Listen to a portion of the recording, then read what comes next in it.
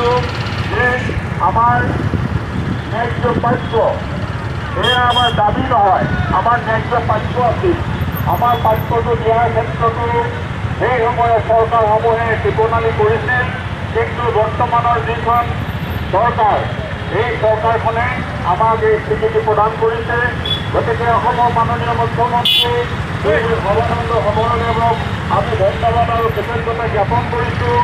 তেখেতে ৰজাজনাক এই বছৰৰ পৰা স্বীকৃতি দিছে আৰু এটি সন্মান প্ৰদান কৰি চিৰকালৰ বাবে আমাৰ মতগোষ্ঠীৰ জনগোষ্ঠীটোক তেখেতলোকে জনগোষ্ঠী হিচাপে স্বীকৃতি দিয়াত আমি তেখেতলোকৰ ওচৰত কৃতজ্ঞতা জ্ঞাপন কৰিছোঁ।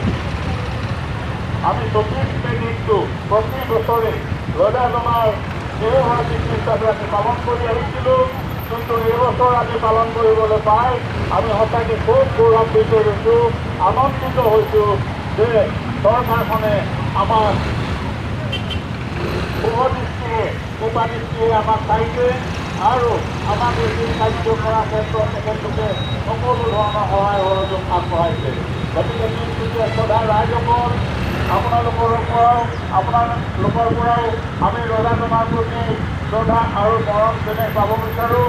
আপোনালোকে সকলোৱে যেনে দিনটো মনত ৰাখে, মতন ৰজা সকলোৱে সৰ্বানন্দ সিংহৰ এই 24 তাৰিখটো তেখেতৰ তিথি হয়।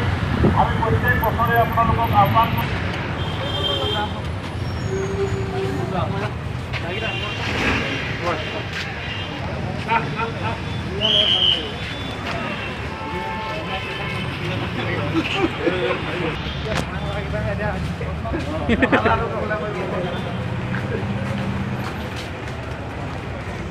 আগা পলাবতে গেলা দুটামান গেলা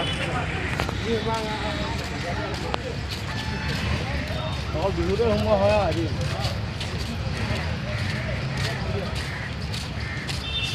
আৰু এইকেইটা মন নহয় গেলা ডাইৰেক্ট সেইফালে সোমাই আছে আকৌ দুটামান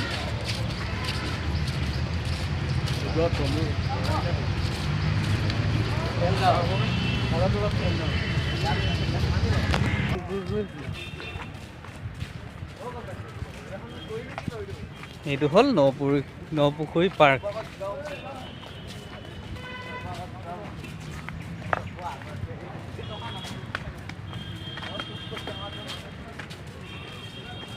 সৰ্বানন্দই সাঁতোৰা পুখুৰী